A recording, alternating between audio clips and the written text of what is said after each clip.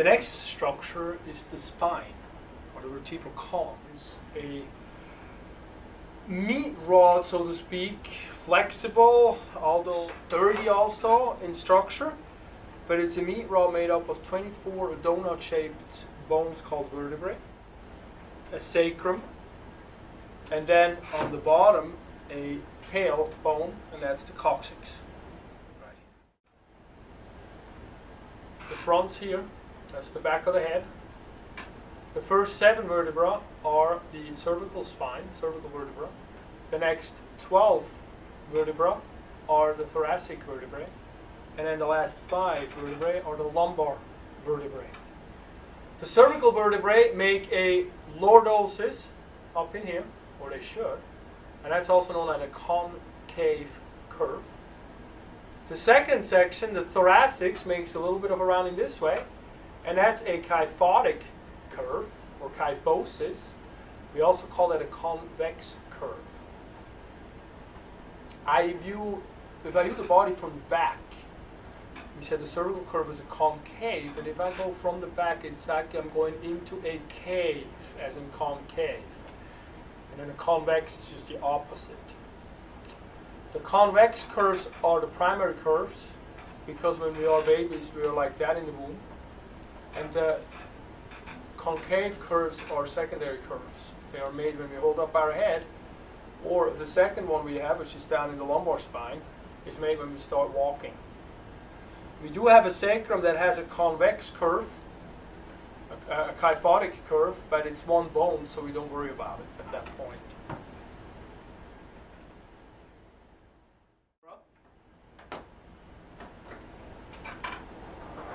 A typical vertebra is like this. This is a lumbar vertebra, nice and big.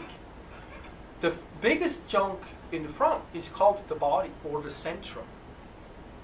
Then off the body we have 2 pillars coming up, and those are the pedicles. And then as we got this honking thing on both sides here, we'll talk about that in a minute or second, but as we get back towards the midline in the back, towards posterior, this is called the lamina. And then the most posterior section is called the spinous process. When we look from the side here, we have 2 things sticking out. Those are the transverse processes. And then the thing I'm holding between my hand right now is the inferior and superior articular pillar, or process. This whole thing here is creating the neural arch, because what happens is through here we have the vertebral foramen or vertebral canal, and that's where the spinal cord travels through. Vertebral arch, and it is made up of the pedicle, the lamina, and the spinous process. Let's go and look at some specific vertebra. The first one, we're starting with the cervical spine. The first one is a really odd-shaped one. That's C1, atlas. It's a round ring. The second one is also kind of odd-shaped. It looks a little bit more like a typical, but it's got this weird thing sticking up on top. And that weird thing sticking up on top is called the odontoid process, or dent. There's a couple of things that we can make out that are typical to the cervical spine. One is back in here, the spinous process is cut in 2, it's bifurcated. The other one is a hole in the transverse process called the transverse foramen. The bifurcation of the spinous is here, so we can extend our neck nicely and we don't jam the spinous processes together. The the transverse foramen are here for the vertebral artery. In the thoracic spine, we have a long, slender spinous as a typical landmark, and we have demifacets on the body for the ribs. They're costal demifacets, which are not easy to make out. You just know where they are at this point. Last one is the lumbar, and we already looked at the lumbar, and the lumbar is massive in structure. It's much bigger than the other ones, and it has a spinous process that they call spade-like or hatchet shaped. The next bone is the sacrum, as it sits at the base of the spine. The sacrum has its name because it is a sacred bone of the ancient Greeks when they were burning things as offerings. They took animal sacri for that. The top of the sacrum, where the lumbar spine sits on, is known as the base, and the tip at the bottom is known as the apex. The sacrum is made up of about 5 segments of vertebrae. 1 vertebra, 2, 3, 4, 5. In between those remnants of vertebrae, they're fused together. We have remnants of discs. This one actually has a little space, so there used to be a disc in here. Those are called transverse lines. The top goes up a little bit because it's angled when it sits in the body, and it makes these, it's called the Sacral Promontory.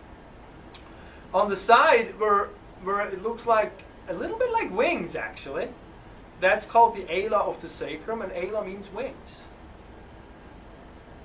As we get through where we came from, the vertebral foramen or canal, we get into the sacral canal. We have sacral foramina, we have them in the back, as well as the front, and they are remnant. They are intervertebral foramen in the sacrum, so the equivalent of that. And we have also a median sacral crest that I would like to point out, and that is remnants of the spinous processes. We mentioned as the coccyx sits at the bottom, and that's the tailbone. Okay, next we're going to look at the bony thorax. We're going to look at the rib cage, the chest plate, and the ribs. The chest plate, boing, is right here, known as the sternum. What we see here are costal cartilages, rib cartilages that come out, and then on behind here we get the ribs coming in like that, all the way up to the sternum, which I have a real one here. The top portion is known as the manubrium. The middle section of the sternum, actually it's upside down, sorry. The middle section of the sternum is known as the body, or the gladiolus, and the bottom is known as the xiphoid process. On the manubrium we have a jugular notch right on top, and 2 clavicular notches for the clavicle to come in on the side. The ribs are interesting. They have an end where there's a couple of bumps, and then one end where it's just kind of blunt. The blunt end goes into cartilage, like this, boom, like this.